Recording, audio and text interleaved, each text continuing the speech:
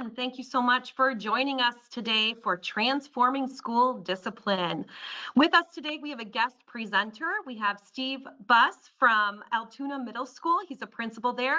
He's also one of our members of our advisory council here at the Van Andel Institute for Education. So we're really delighted to have him join us. You will find that today's webinar is recorded for future use. All the handouts are also in the chat box as well. Robin just put those in there for you to grab.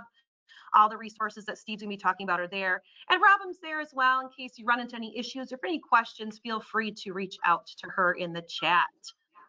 And our webinar today is sponsored by Science on the Grand. This is a STEAM conference for K-8 inquiry-based teachers. And because you are watching this webinar, either live or recorded, you can receive 20% off registration for your teachers using that coupon code there. And with every teacher registration, it is a free administrator registration. So please check that out as well. And with that, I'm going to turn things over to Steve. Thanks, Steve. Thanks much, Dawn, and good afternoon, everybody. So let's kick things off first, not with an official poll. Robin doesn't have to jump on this one, but take a little peek at this infograph here. Based on your year, how things have started, what number do you resonate with? Just take a second. I know there's a couple options on there.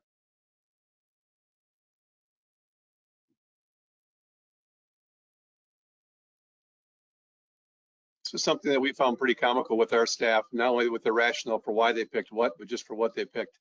If you ask me, I'd say number 9. Number 9's in the bottom left-hand corner, and I can give you two perspectives. One, holding on for dear life, but also still having fun at the same point. So whatever number you resonated with, hopefully that's something that connects with you too. So this one is an official poll, and this may dictate how the rest of the webinar goes. No pressure at all. So this past weekend, there was a small football game between the Lions and the Packers. I'm just curious who you're rooting for. So go ahead, jump in the poll. Let's see where you're at.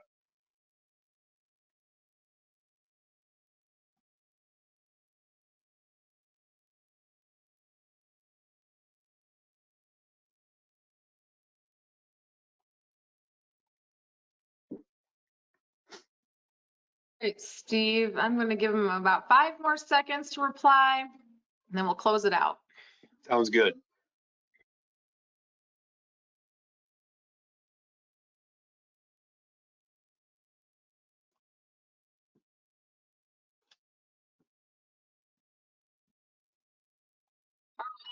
Actually looked like we don't have anyone responding to polls yet. We have people here, so let me just keep going and I'll check the poll feature, make sure it's working out for everybody. But I have to say, go Lions. But obviously, so if anyone, we have some Michiganders here, but I also know you're in Wisconsin. So I think we can keep the webinar going since we cancel each other out.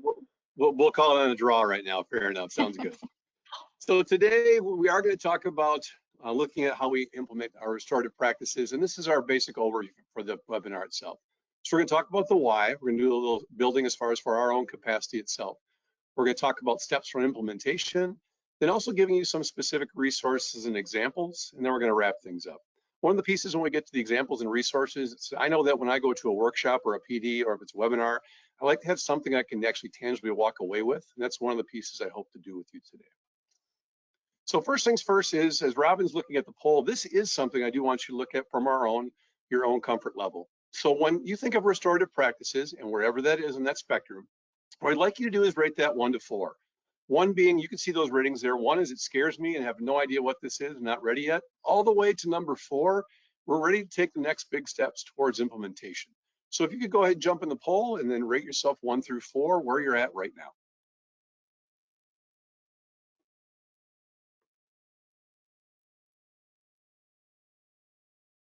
All right, we're gonna give everyone 5 more seconds to respond.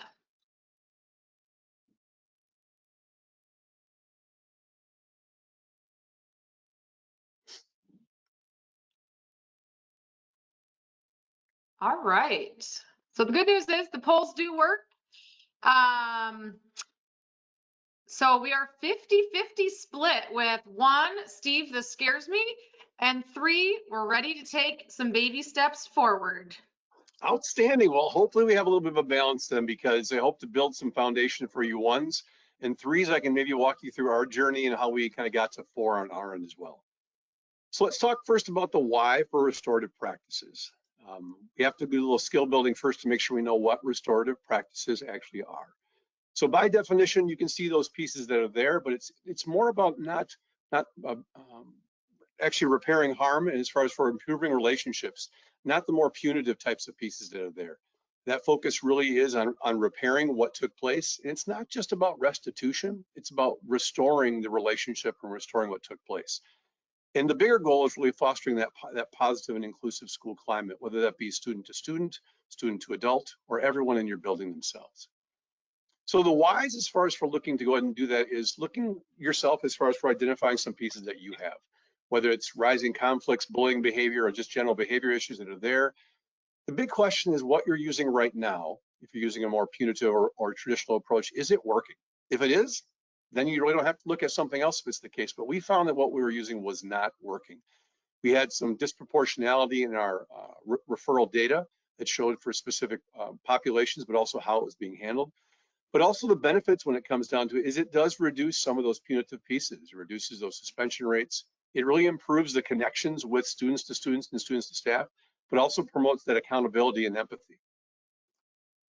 So some key principles for restorative practices are, again, that trust and connection that we talked about, inclusive decision-making. That means encouraging everyone that was involved to be a part of the situation. It's not just someone handing out a consequence to the offender. It's actually involving every piece of that situation that took place. That accountability for your actions is really important, but then repairing the harm, actually going ahead and finding ways to go ahead and make that better of what took place earlier. So how do restorative practices differ from traditional discipline approach? This info chart is something that my friend ChatGPT helped me create, so don't look at some of the spelling. I still have to work on those pieces. But it really gives you a good snapshot of what the differences are between restorative practice and traditional. Restorative is more about that care and concern and that relationship, whereas traditional consequences is more about a consequence. It looks more at the justice system and pieces like that. We're looking to go ahead and actually have a pound of flesh if it's the case, and not on the learning that takes place. So comparing some of these back and forth, there's many different areas we can look at. So between restorative and traditional, the overall philosophy we've talked about, that focusing on repairing the relationships versus just a punishment, the approach is really involving everyone that was involved versus the traditional is maybe your school administrator is giving the student a lunch detention. We're kind of missing some pieces along the way. There's many different methods to use when it comes to restorative practices, as are traditional responses as well. The role of the student really is an active participant. It's not just something that they're on the peripheral, they actually are truly a part of the process versus just receiving a consequence in more of a traditional manner. Impact on relationships, it really does help to strengthen those relationships that are there. It takes time. Sometimes it damages a relationship when if a teacher sends a student to the office and they're going to receive more of a traditional consequence, the relationship between the administrator and student is not there because they don't have any vested interests, but also the relationship from the teacher sometimes is not there anymore either. The biggest piece is restorative practices have a better chance of long-term behavior change. There are some students, and we know this, that respond well to traditional responses. Johnny does something inappropriate. Johnny receives, maybe comes up, just coming to the office sometimes will write Johnny's behavior or saying you need to call home. We know those students. However, we also know many students that long-term effectiveness, traditional consequences don't work. So we needed to do something different on that piece. So when it comes to actually the implementation, here's some strategies and overcoming some challenges that we went through that I wanted to share that may help you with your journey as you get there as well. So first is you have to look at the why you need to do something like this. Our why came because our use of traditional practices was not changing student behavior the way we wanted it to. It did work for some, but not many. So we had to make sure that our staff was clear about that why, but then also looking at the steps of what we're going to do next. So this is year 3, and I'd say we're in full implementation now. So really 2 years ago, we selected some key staff members to go ahead and be the ones that implement this first. We had them take place in some professional learning, and then we started with just that group as we took our steps forward. Year 2, we actually use our key leaders that are on all of our teams to share that with their teams as we learn as a building to move forward with what I would say now is pretty much full implementation in our building. That took about 3 years. So some strategies to consider, there's 5 different ones here. Really today for our webinar, we're just gonna focus on 2 because I won't have enough time to go through all of them. But 2 of them we'll focus on today are restorative conferences, which is something where we're actually meeting the affected parties, which is probably something you do in some way, shape, or form right now. But also something that we found really helpful is called accountability projects, where we use this as a next step in the restorative practice realm, I'll say, to work with some of our students to help them learn from what they're doing too. So before we restore, we have to make sure that everyone's ready for that step. If you have an incident that takes place, we can't just say, let's go restore. It doesn't work that way, because we know that sometimes as the adults, and we also know from the student's perspective that when something has happened, an incident takes place, everyone has to be at a point where they're calm, collective, and ready to have that discussion. It's okay from student and adult not to be ready yet. There is a pause that happens, and that's okay. But the timing's important. You don't want to go too soon, because then it's probably going to be explosive. One or both parties aren't ready for that yet. But if you wait too late, our student for sure will forget what happened, the details, but even our adults, sometimes those can be lost. So we want to find that happy ground. You don't want to force it, but you want to have that as an option versus here's your lunch detention. That doesn't really help along the way also. A big question comes up is, do we abandon traditional consequences? And the answer is no. I think we'll talk about, I'll reference a company that we utilize, a resource we utilize to help us learn along the way. And they really stress that you don't abandon traditional consequences. You just have to choose wisely. There's certain situations and certain students that you feel you know what will work best, either based off of the people you know, or sometimes based on policy of what you have to actually follow through yourselves. So restorative conferences, something you're probably familiar with, that's either written or verbal. That's when you want to go ahead and give that student the opportunity to, after processing with you or processing with someone, that they're ready to go ahead and talk to that person that they wronged or classroom they wronged, so they can go ahead and learn from that and again repair that relationship. Something that we do right now, and we're at that step in year 2, year 3 for sure, it's where we tag out teachers, because there are times that, many times I should say, is that myself or my dean of students are not involved in the situation whatsoever. The student didn't wrong us. It actually happened in a classroom, or happened in the hallway, or happened at recess. So if it happened in the classroom, what we really strongly promote is that we tag our teachers out. So once we know that the student and the teacher are ready, that could happen maybe at the end of that class period, or it could happen tomorrow. What we'll do is we'll find a time that works best for the teacher, and we'll come in and we'll sit in their classroom and help facilitate the lesson for about 10-15 minutes while they get a chance to go ahead and work that situation with the student. Because again, it's not about us, it's really about the people that were impacted. Initially, our teachers did not like that, because it was something that every teacher doesn't want to be out of their classroom. That's the biggest piece. But once we got beyond that, our teachers found it more helpful because they could have the conversation versus using us as a middle person that really didn't assist. So an accountability project is something that we found very, very helpful on our end. Now, what I'll do is I'll walk through this piece as well. This is something that we did not use as the initial option. We really use those restorative conferences or other means along the way first. An accountability project is, I think I've had maybe 5 or 6 of them we've used last year, that we found that after using other options that we needed to try something a little bit different, because our students needed to have a little bit of a longer buy-in on something, and actually using some of our school resources to help them as well. So the things I'm going to talk about are actually referenced in the HyperDoc. There are rubrics for students to go ahead and use of how to create the project. And also we're going to walk through a sample project together that also will be in the HyperDoc as well. So the resource that we used, was called Leading the Village. Shameless plug for them as well. No, I'm not a salesperson, but that resource actually helped us out a lot. We sent some of our key leaders from our own building to workshops there just to get some initial learning, and then they brought that back to us. We found that even afterwards, some of the resources that's been provided by that resource has helped out very well. But you'll see some of the pieces along the way. And the accountability project was one example of something we learned when we went to that conference itself. So overcoming challenges is real. The challenges that we have to think about, the biggest piece is your staff. You have to get your adults to have the buy-in and ready to go ahead and take the steps to use restorative practices. Because let's be honest, traditional consequences are easy. It's easy to go ahead and say, Billy, you have lunch detention today. It's harder to go ahead and have that conversation between the adult and the student, or to arrange that for both students to have the conversation to actually help. And that takes time and that takes practice. You also have to see the need for that. I'm going to guess that most of us see that traditional consequences don't work for certain students, and overall, they probably have a place in some way within your buildings too. So some of the challenges that we encountered along the way is that buy-in. You have to make sure that, I would just suggest you select key leaders that you know that would be great first adopters. We chose wisely, and we chose individuals in each of our teams. So for example, in our middle school, we have a sixth grade leadership team, 7th grade, 8th grade, and we have our specials, which is our related arts teams. So we selected one individual from each of those teams to be kind of the trainer, but also someone we knew that would have great buy-in to start with, so that as we look to implement the staff, they could kind of leak that information in and it made sense. You have to identify your staff members who may be resistant to change, and that's with anything that you do. And make sure to bring them along in a way that helps them. You may have to spend extra time with them, but to help them as well. Think about time. Don't try to do this all in 1 year. Start small to be successful. Really, I think you can do this in a course of over 3 years. We maybe took a little longer than what needed, but that was based off of our staff and where they were with their comfort levels.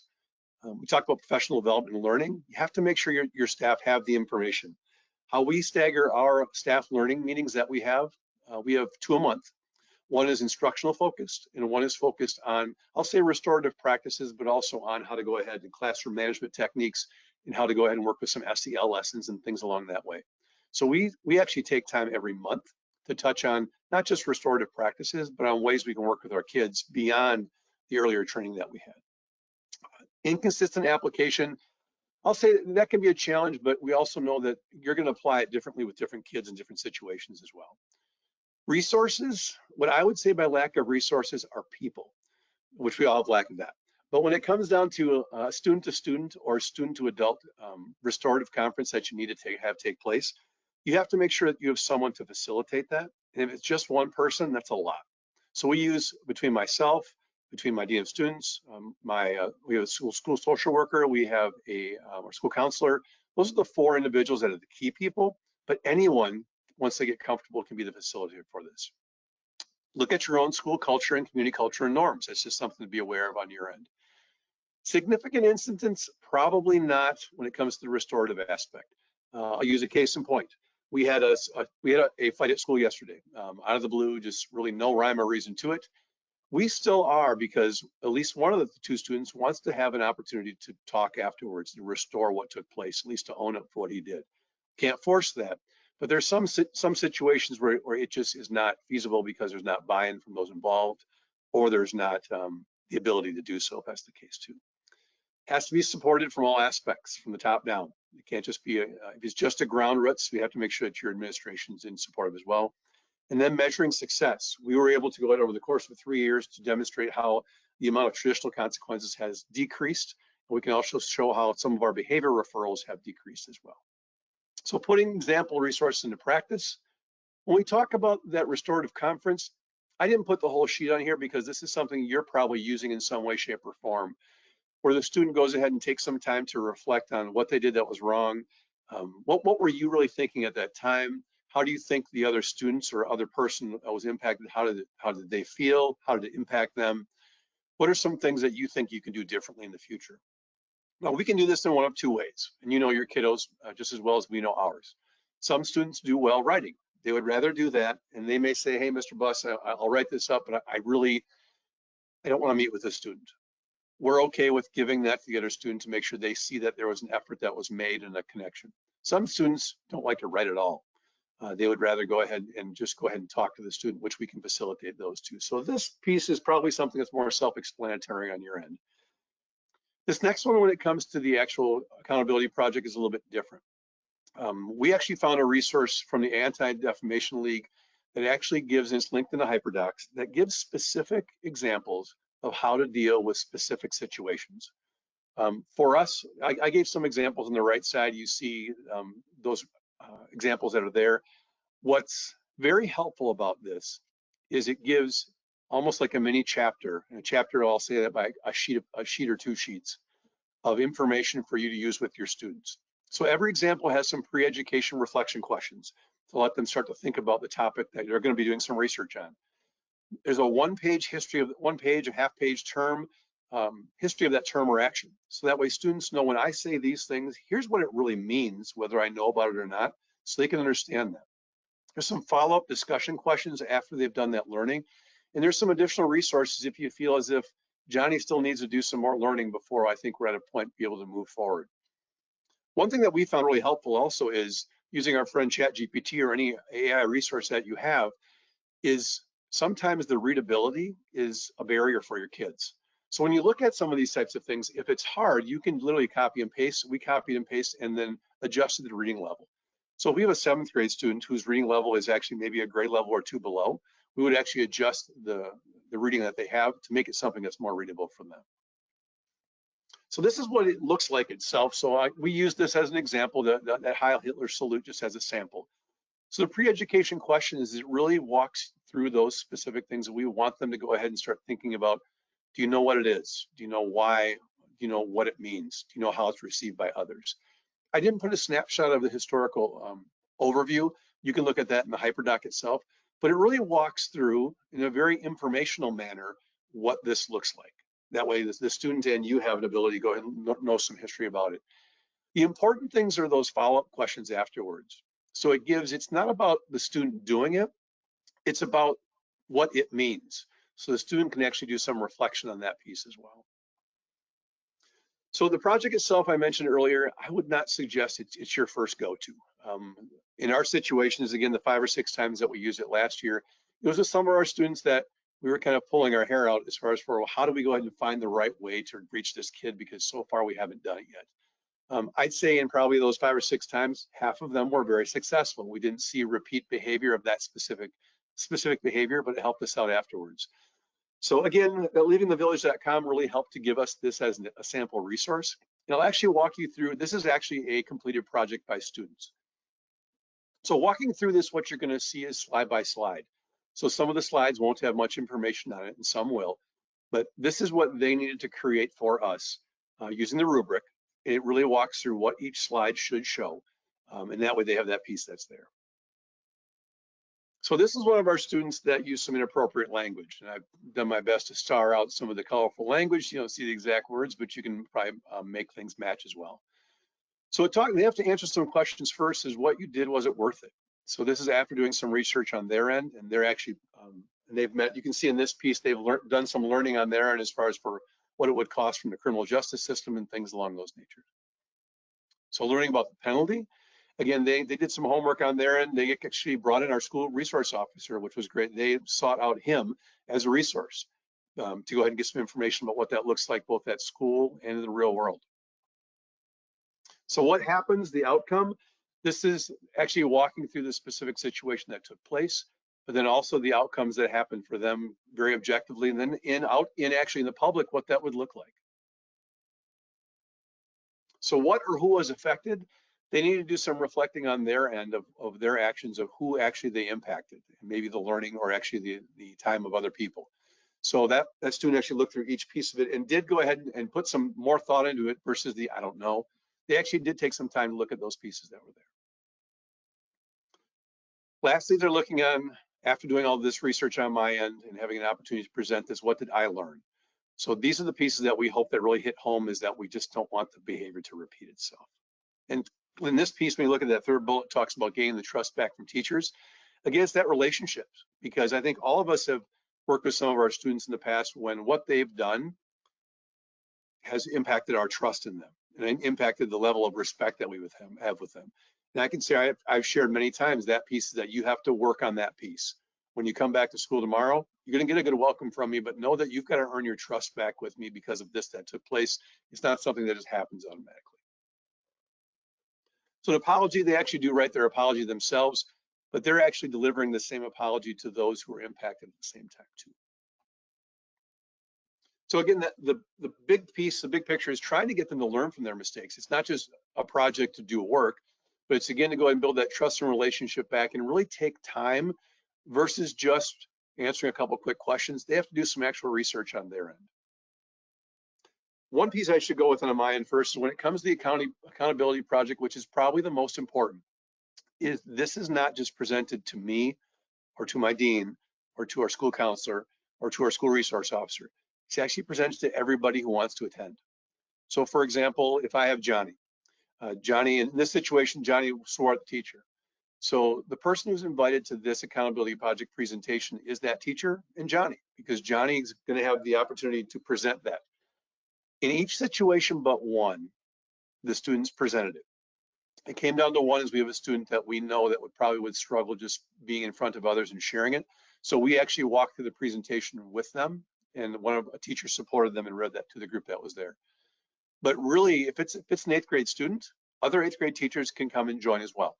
Now, we don't have 100 people come to this accountability project presentation, but we want to make sure that others get a chance to go ahead and see what the student has learned. It's not about making them feel bad about the mistake that took place, but we want to go ahead and kind of support that student and say, okay, you made a bad choice, you've done some learning along the way, you're taking ownership and actually showing it to us if it's the case, and then you're learning from that. We also want to make sure that other students are there also that were impacted. If other students don't want to be there, they don't have to. And again, the 5 or 6 that we had last year, I want to say that we had probably half of our students that wanted to be a part of it. They didn't really say much. That's not their role. Their role is just to listen to it. In the end, the apology is that last piece, and we saw that our victims, if you want to call it that, it ended well. Ended with a handshake, it ended with a I'm sorry, ended with a I accept your apology, and things didn't continue to occur afterwards. That was very important. When we did the accountability project, and this is where the lines kind of blend a little bit, is that we offered the accountability project as an option to our students. Again, this wasn't from our students who have maybe a first type of an offense, or we haven't tried different types of restorative opportunities. In this one, we shared that we can give you the project, and what we'll do is we're going to have you spend time with us this week during lunch until the project is completed, or you have the ability to go ahead and complete this project on your own time and let us know when you're ready. So students did one or the other. Either they took that project and went home and said, hey, Mr. Buss, I've got my project ready. Would you like to look at it? And then we didn't have to have any time given as far as for more of a traditional consequence. To the opposite extreme is we had students that just wanted to work on it during lunchtime. Totally fine. I don't think anybody made it to 5 days. I think for the most part, they finished it up in 3 at the longest, because they had to meet the rubric also. It's not just, this isn't going to be something we're going to slap in a presentation and say, I'm done. That's not the case. We have to do it and do it well, but also it's about the learning that takes place there as well.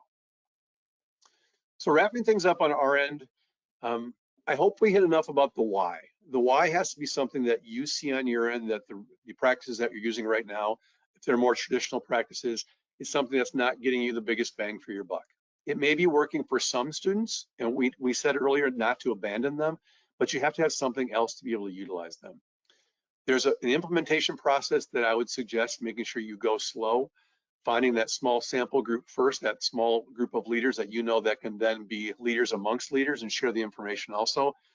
The challenges are going to be pretty obvious, and you know what those are, but if you can get your first group, your lead leaders on board first, you'll have an easier buy-in with the rest of your group.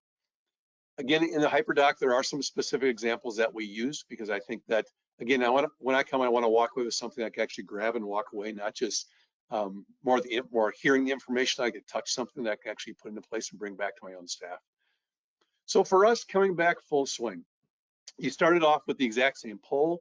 I know I didn't fix everything in a half an hour, but I'm just curious, after the things that I shared in our journey that we did in our building, and some of the processes and just that philosophical piece of what restorative practices are, take time in the poll to rank yourself again. Again, number 1, if you're still scared, all the way to number 4, I think we're ready to take that big next steps towards implementation.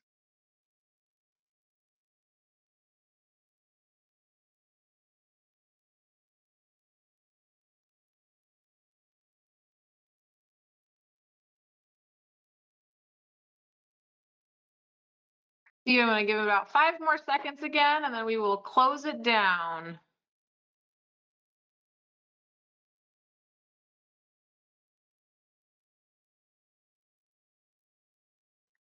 All right.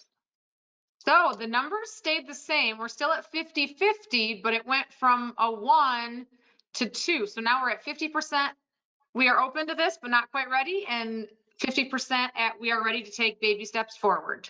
Awesome. It's just that first step. I would suggest the first step is just finding a sample group of your teachers to go and implement that. And again, restorative practices isn't the only way to go. I'm not a spokesperson for restorative practices, but I will say you'll find an impact, especially with those who are using it, and those who are receptive, it will start to spread. So it's good we had a little bit of movement in just a short time that we were together. It comes down to ultimately what you want for your school. I think that we see that if we continue to use just our traditional approach, we're going to have some students that we're never going to get to. Many students are happy with, or very content with, I'll take a lunch detention, I'll take an in-school suspension, out-of-school suspension, but they're not fixing it. We have to make time to go ahead and help them learn the steps that they need, the skills they need to have, but also making sure that we have that culture for our building that even, I'll call them my top 10, even my top 10 kiddos that are leading in the wrong categories, they still know that we have a relationship, and they still know that we can connect them, and they also know that we'll have to have some hard conversations at times, but we find a way to make that work. So I want to thank you for your time. If you are looking to implement it, again, not an expert here, but I'd be happy to go ahead and connect with you just to walk in more details, because we only had a half hour today, more details on some of the steps that we have. I have some great resources, AKA people in my building, my dean and my school counselor, and actually we have a lead teacher also that helps us with this. I'd be happy, and they would be happy to help just answer questions that could talk more Java likes if you want to as well. So I really appreciate your time today. Awesome. Thank you so much, Steve. What an incredible presentation, some great practical examples, and just really informative. Thank you so much for joining us.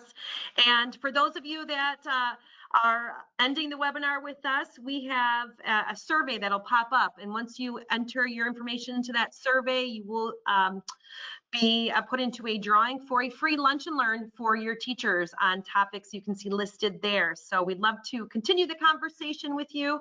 And of course, because you are watching this webinar, you can receive 20% off, not only Science on the Grand that was mentioned before, but any of our products and services as well. So thank you for joining us, and hope you have a wonderful rest of your evening. Thanks so much, everybody.